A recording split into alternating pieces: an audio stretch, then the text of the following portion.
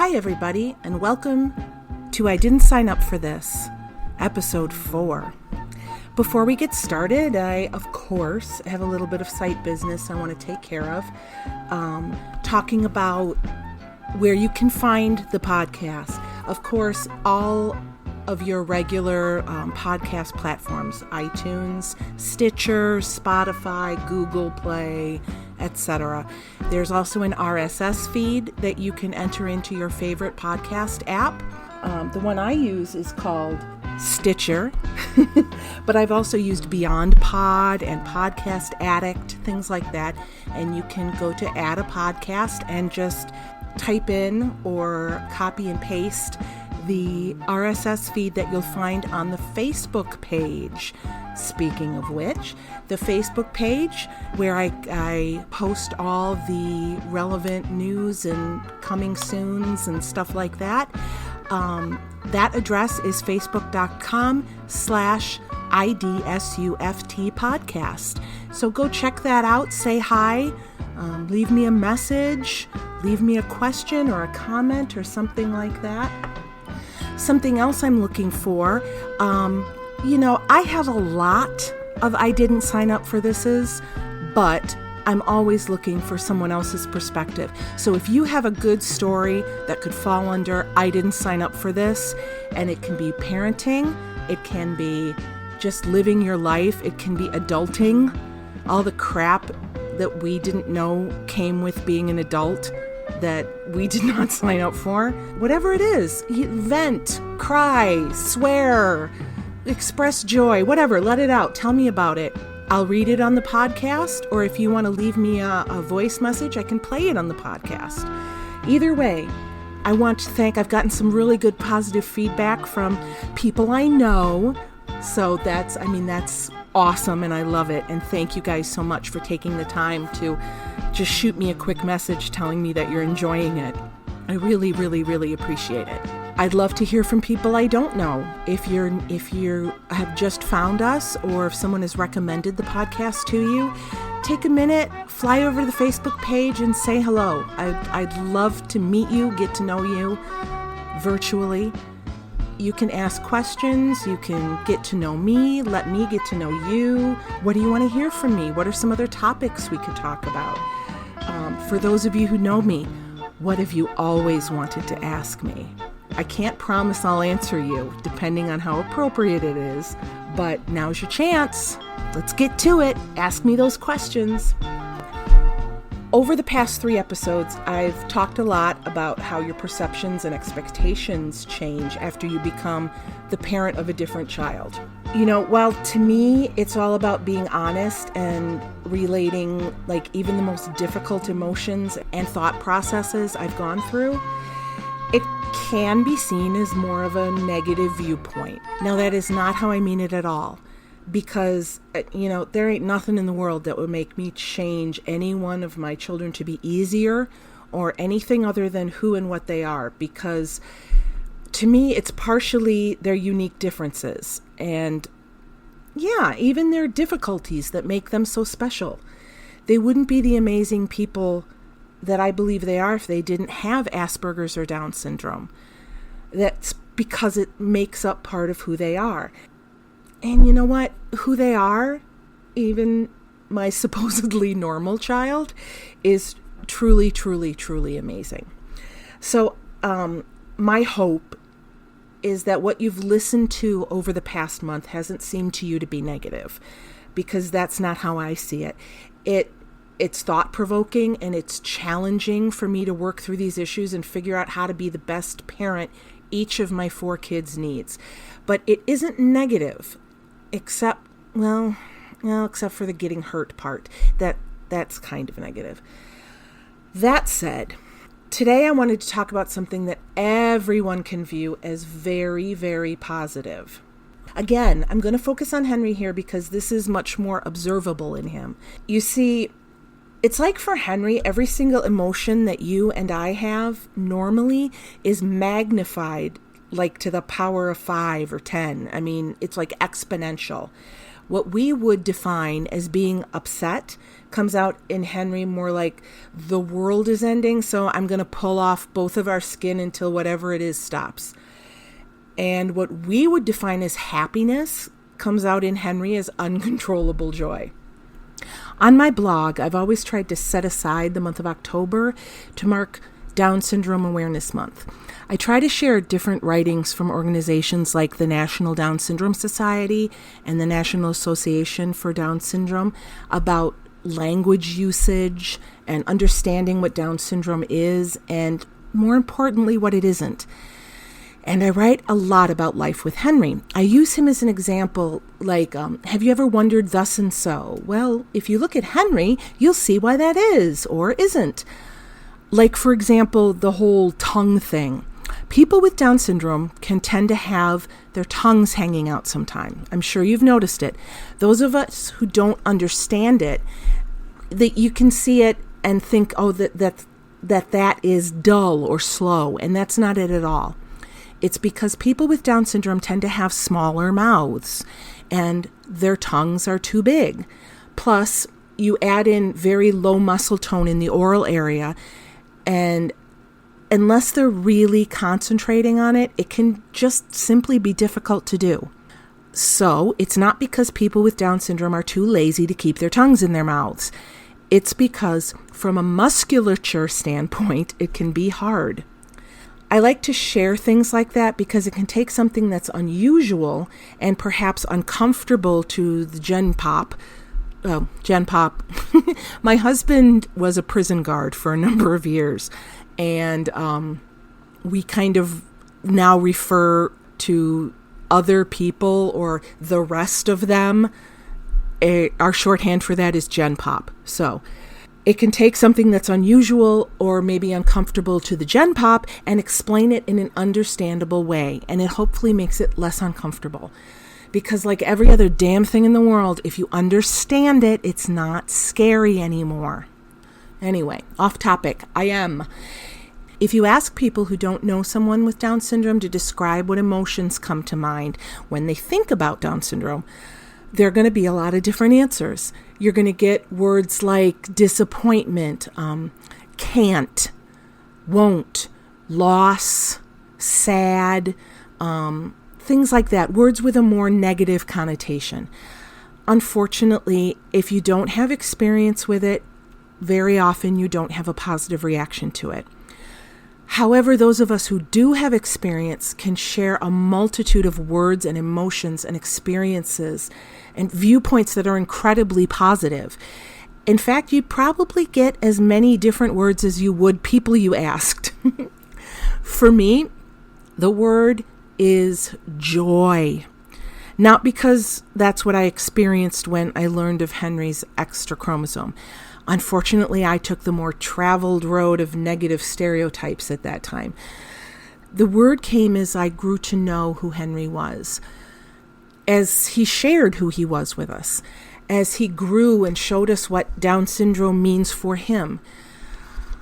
And let me tell you something, this joy is and was unlike any understanding of joy I had ever previously had. It isn't dependent on any outside force or about material gain or stuff like that. It was simple and pure.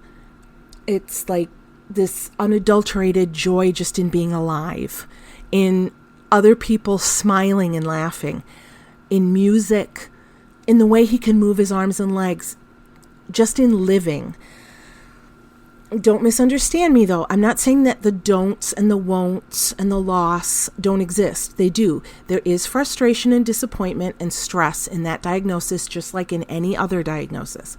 I'm not saying the negative doesn't exist. I'm just saying that it's outweighed by the unexpected and the unknown positives that show up after the fact. Honestly, either ask someone who has a child with Down syndrome or someone who really knows a person with Down syndrome. They will tell you that they've truly been changed by that person and they will never be the same. They can't look at the world the same way anymore, and they can't take things for granted or misplace their priorities. So this is what I want to share with you today. joy like I've never known. The one thing I always want to talk about on my blog in every October is the capacity for uncontrollable joy in children like mine. I'm not saying every child, every person with Down syndrome is just a big ball of joy and always happy and fun, even though that is the stereotype. You'll hear that very often if you ask people who don't have any experience, people with Down syndrome, or very, very minimal experience. You'll get a response like, oh, they're always so happy. They're always smiling and laughing, and they're not sad. They're just happy all the time. And let me tell you, that's a big ball of hooey, because they're people. They're human beings, and they have complex emotions, just like every other human being. They can be moody. They can be pissy. They can be stubborn. Just ask Henry. They can be angry. They can be everything, because they're human people. But I think what people notice, though, is that when they are happy, when they are filled with joy, it's much more tangible than it is in the Gen Pop, because they don't try to control it, or they can't control. I don't know which it is, can't or won't. They just let their joy consume them. So when they are happy, they seem to be happier a lot of times. Like I said, from a very early age, and even now, Henry has this inability to temper his joy. It isn't something he can control. When he's happy about something, it's huge, infectious, and all-consuming, and it has the typical happy face, smiles and giggles, and all that all of us have. And he's got it goes all the way to a full body expression that actually can end up injuring someone if they aren't prepared. Henry doesn't understand boundaries or the appropriate expression of an emotion with other people. So when he's filled with joy, it consumes his whole body, and he has to share it. And he'll share it with who's ever closest. And that can mean full body hugs that he can't release when the time is appropriate. So he's hanging on to you, and he might bring you to the floor because you'll lose your balance, and he'll just take you to the floor, and he can't release that hug. And he might grab your hair, and he can't open up his fists to let it go because the joy and the excitement is so overwhelming that the fists just stay closed. Hitting, kicking, headbutting, the whole 9 yards. But none of it is malicious. He's not doing it to be painful or to hurt you. He's doing it because he's so overcome with the positive emotion of joy or excitement that he can no longer control his muscular response to it. But if you know what to expect and you're prepared for it, watching Henry experience joy, the most exhilarating thing I've ever experienced. Now, I know with this particular episode, I am going to have to share pictures on the Facebook page. There aren't words to adequately express how he manifests joy. I can use words and say, yeah, well, his eyes disappear, and the smile spreads so far across his face that his face almost disappears too. But unless you see it, you're not going to get it. So I will put pictures up on the Facebook page, and you should look at it under Behind the Microphone, Episode 4, Visual Aids, and they will be there. Back when he was tiny, I remember certain things. I'm sure from all of you parents out there, or even, just everyone, you've all had moments when you're overcome by love for someone or something, and you just think your head's going to explode because it's more than you can, you can't physically contain it. So one day I'm watching him, and he was sitting up, so I'm going to say around a year old. He was sitting on my bed, and he had this small little picture-sized insert from a Mystery Science Theater video, and it had a picture of Joel and the robots in silhouette. And he was studying it. He was talking to it, he was folding it, lifting it to the sky and crowing like Peter Pan. He was licking it, he's rubbing it on himself. He was exploring it from every possible angle and with every possible sensory input. It was amazing to watch. His little feet were like twirling on the ankles and wriggling, and his toes are grabbing at the air, and he was so serious about it. But it was just a little video insert. It shouldn't have made anyone that happy, but it made Henry that happy. Another time, years ago, and now I'm going to out myself here. My name is Christy, and I was watching the Hilary Duff masterpiece, Raise Your Voice. It's like an AA meeting, only for Hilary Duff movies. So, okay, I was watching the Hilary Duff movie, Raise Your Voice. At the end, there's a bunch of music, and I stood up with him, and I'm holding him, and we're dancing, and we're bouncing and singing, and he just lit up. Not just his face, his whole self. It was like his soul exploded like a supernova, and it all came out through every single part of his body. His face, his mouth, eyes and ears, nose, fingers and toes.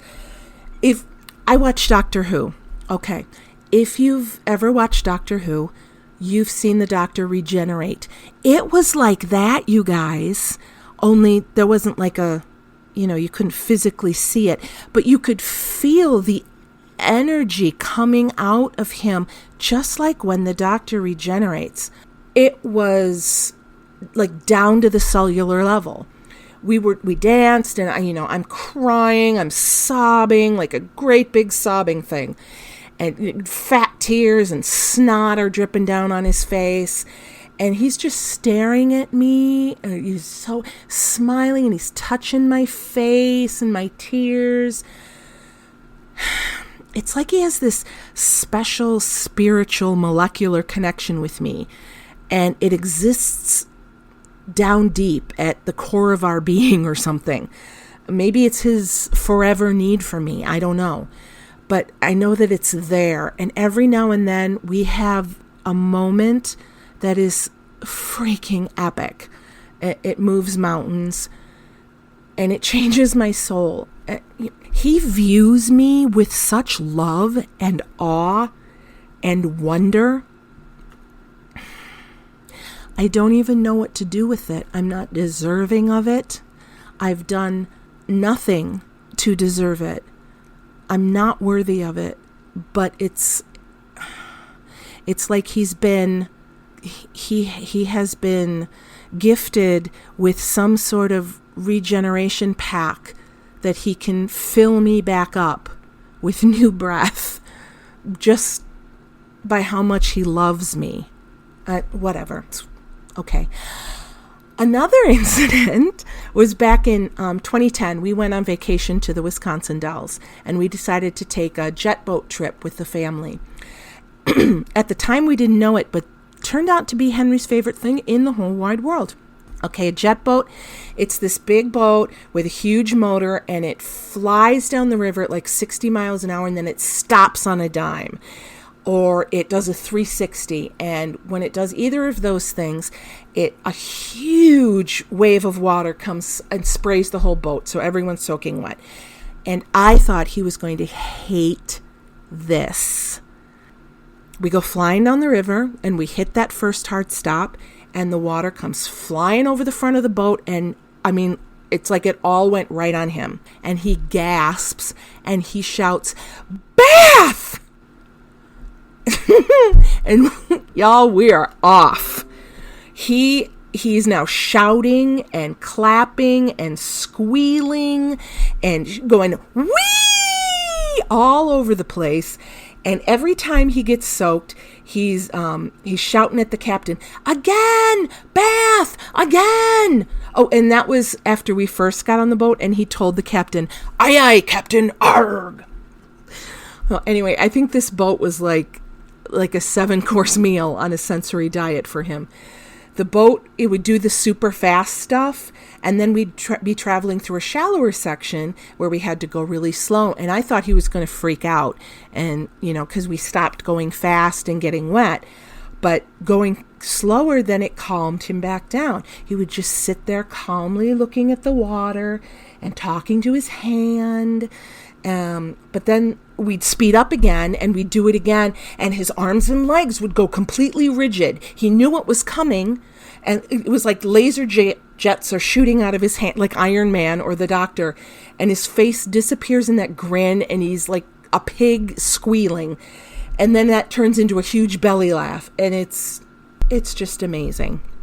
So joy. I mean, those are just 3 real quick examples that I could come up with to try to express what joy is like for Henry. A large percentage of the time, I am worn down. I am like a pencil nub. Just from, now we got to feed him again and change his diaper.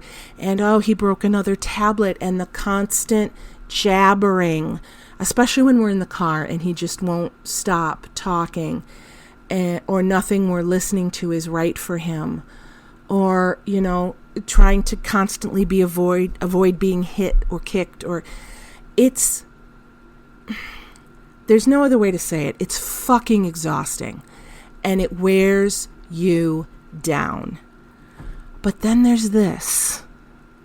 And I'll tell you something. I'll take all of that other shit, put it in a nice box, wrap it up in a bow, give it to me, and I will dump it over my head in order to have these moments, these excitement moments, these moments of discovery, of joy, of experiencing the world in full body. It's amazing. It's simply amazing. And I hope that all of you out there get a chance to experience joy in that way somehow, and if that means it's just coming and watching videos of Henry experiencing joy, you go for it. I'm here for you. Come live Henry's joy. I'm fine with that, because it fills you right back up. And now, I didn't sign up for this. Okay, honesty time here. I literally forgot the story that I'm about to tell you. When I found it again, I had to read through the whole thing because I couldn't remember what happened. It wasn't a good one. Let's just say that. This was very stressful. I can't remember exactly when it was. It was several years ago.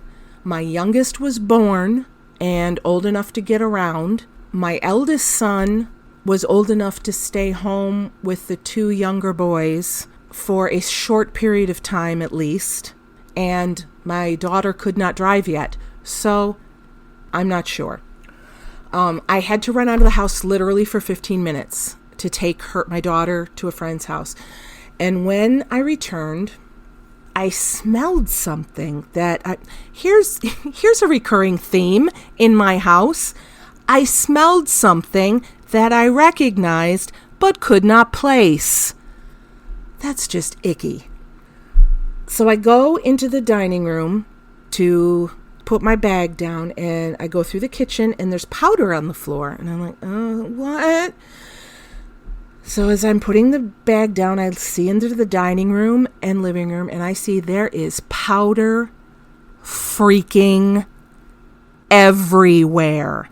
In big piles, in little piles, tracked by bare feet from here to there, on the baseboards. Then I recognized the smell. Gold Bond medicated powder. An entire bottle now decorates every hardwood floor on the first floor of our house.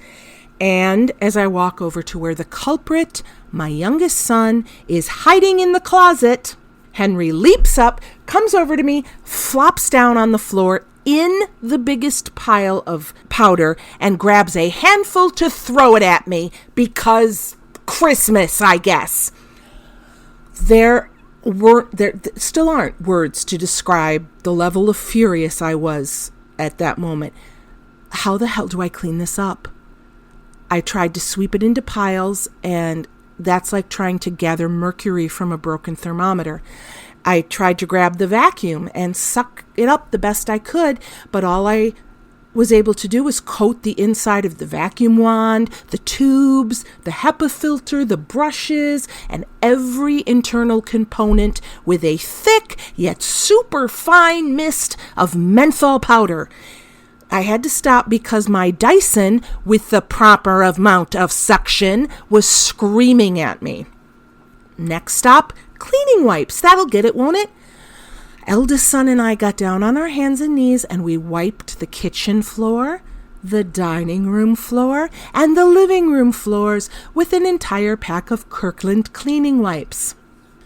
Next, out came the wood floor cleaner and the microfiber mop.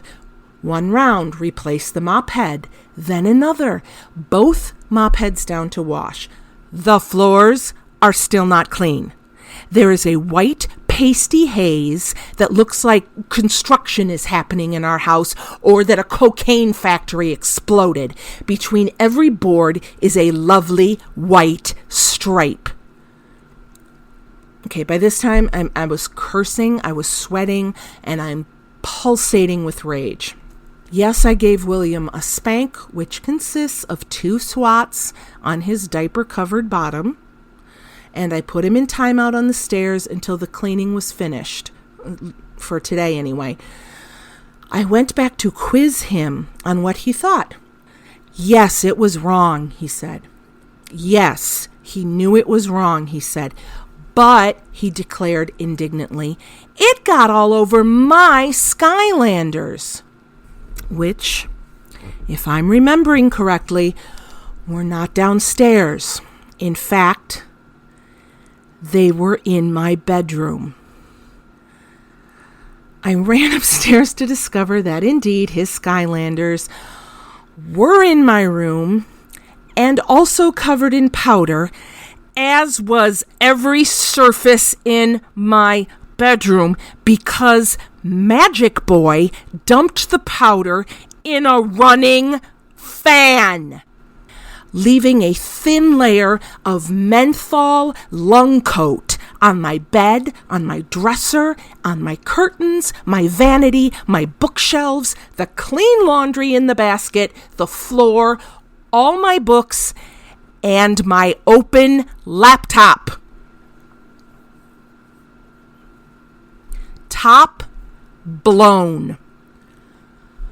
Mostly because that little dude had no concept of the fact that he did this. The Skylanders are covered in powder because of you. And I'm afraid I didn't respond in the most motherly manner.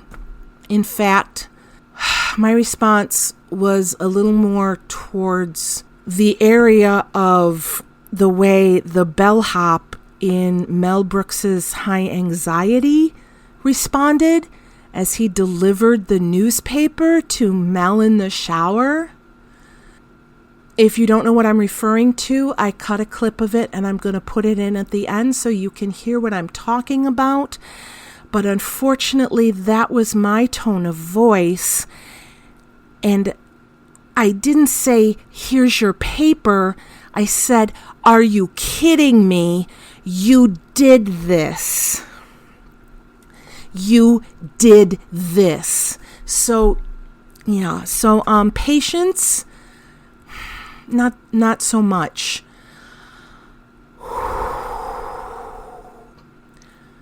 But, at least when I fail, I commit to it. Oh, criminy. So that, my dear darlings, was my I didn't sign up for this week. I hope you never have to experience something like that. And I hope that you have a fantastic week. Come on over to the Facebook page, log in, say hi. Do you have an I didn't sign up for this? Let me know what it is, ideas, anything. Just pop on over, connect, say hi, send me an email, Christy at idsuftpodcast.com. Have a great week.